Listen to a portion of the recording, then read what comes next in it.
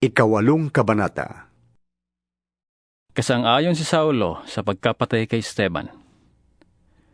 Nang araw na iyon, nagsimula ang mahigpit na pag-uusig laban sa iglesia sa Jerusalem. At maliban sa mga apostol, ang lahat ng sumasampalataya ay napunta sa iba't ibang lugar sa lupain ng Judea at Samaria. Si Esteban na may inilibing ng mga taong may takot sa Diyos at tinangisan ng gayon na lamang. Samantala, sinikap ni Saulong wasakin ang iglesia. Pinapasok niya ang mga bahay-bahay at ang mga mananampalataya ay kanyang kinakaladkat at ibinibilanggo, maging lalaki man o babae. Ang mga mananampalataya ay nakarating sa iba't ibang lugar at saan man sila mapunta ay pinapangaral nila ang salita. Nagpunta si Felipe sa isang lungsod ng Samaria at ipinahayag doon ang Kristo. Nang mapakinggan ng mga tao si Felipe at makita ang mga himalang ginagawa niya, inisip nilang mabuti ang kanyang sinasabi. Ang masasamang espiritu ay umaalis sa mga taong sinasaniban nito at sumisigaw habang lumalabas. Maraming mga lumpo at pilay ang napagaling kaya't nagkaroon ng malaking kagalakan sa lungsod na iyon. Dooy may isang lalaking ang pangalan ni Simon. Noong una, pinapahanga niya ang mga Samaritano sa pamamagitan sa lamangka.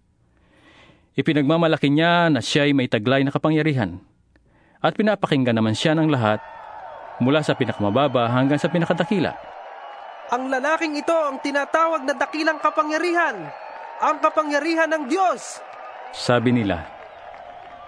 Mahabang panahon ding sila'y pinahanga niya sa pamamagitan ng kanyang salamangka, kaya siya'y patuloy na pinapakinggan nila.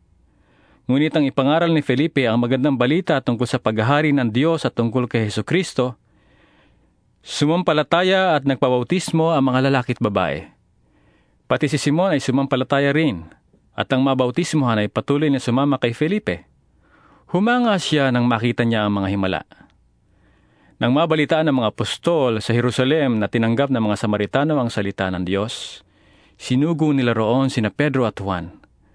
Pagdating doon, ipinanalangin nila ang mga Samaritano upang sila'y tumanggap din ng Espiritu Santo sapagkat hindi pa ito bumababa sa kanino man sa kanila. Sila'y nabautismohan lamang sa pangalan ng Panginoong Hesus. Ipinatong nina Pedro at Juan ang kanilang kamay sa mga Samaritano at tumanggap sila ng Espiritu Santo. Nakita ni Simon na ang Espiritu'y ipinagkakaloob sa pamamagitan ng pagpapatong ng kamay ng mga apostol. Kaya't inalok niya ng salapi sina Pedro at Juan. Bigyan niyo ko ng kapangyarihang ito upang ang sinamang patungan ko ng kamay ay tumanggap din ng Espiritu Santo, sabi niya. Sinagot siya ni Pedro, mapapahama ka, ikaw at ang iyong salapi, sapagkat inakala mong mabibili ng salapi ang kaloob ng Diyos.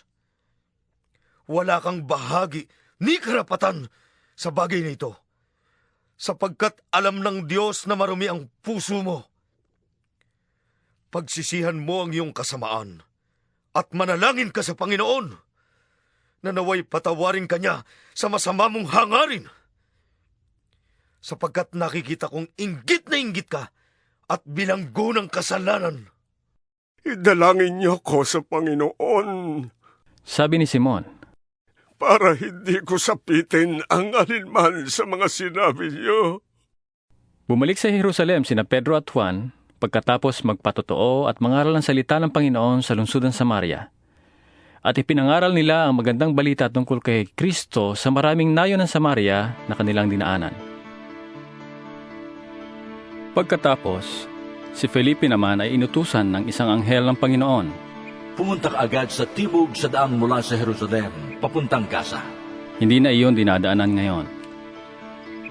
Pumunta nga doon si Felipe at dumating naman ang isang pinunong taga-Ethiopia na ingat yaman ng Candace o reyna ng Ethiopia. Galing siya sa Jerusalem at sumamba sa Diyos. Pauwi na siya noon, nakasakay sa kanyang karwahe at nagbabasa ng aklat ni Propeta Isias. Sabayan mo ang sasakyang iyon. Utos ng Espiritu kay Felipe. Kaya patakbong lumapit si Felipe at narinig niyang binabasa ng pinuno ang aklat ni Propeta Isias. Tinanong ni Felipe ang pinuno, nauunawaan ba ninyo ang inyong binabasa? Sagot naman ito, Paano kung mauunawan ito kung walang magpapaliwanag sa akin? At si Felipe ay inanyayahan niyang sumakay sa karwahe at umupo sa tabi niya. Ito ang bahagi ng kasulatang binabasa niya. Kung paanong hindi nag-iingay ang tupang dinadala sa katayan o ang korderong ginugupitan, gayon din siya. Hindi siya nagbuka ng kanyang bibig. Siya ay hinamag at pinagkaitan ng katarungan. Walang may tatala tungkol sa kanyang mga lahi, sapagkat kinitil dito sa lupa ang kanyang buhay. Sabihin mo nga sa akin, Sabi ng pinuno kay Felipe, sino ba ang tinitukoy dito ng propeta? Sarili ba niya o iba? simula sa kasulatang ito ay isinalaysay sa kanya ni Felipe ang magandang balita tungkol kay Jesus. Nagpatuloy sila sa paglalakbay at dumating sa isang lugar na may tubig, May tubig dito. sabi ng pinuno. Ako ba ay hindi pa maaaring bautismohan? Pinatigil ng pinuno ang karwahe, lumusong silang dalawa sa tubig at binautismuhan siya ni Felipe. Pagkaahon nila sa tubig, si Felipe ay kinuha ng Espiritu ng Panginoon at hindi na siya nakita ng pinuno. Ang pinuno ay tuwang-tuwang nagpatuloy sa paglalakbay. Namalaya na lamang ni Felipe na siya ay nasa Azoto.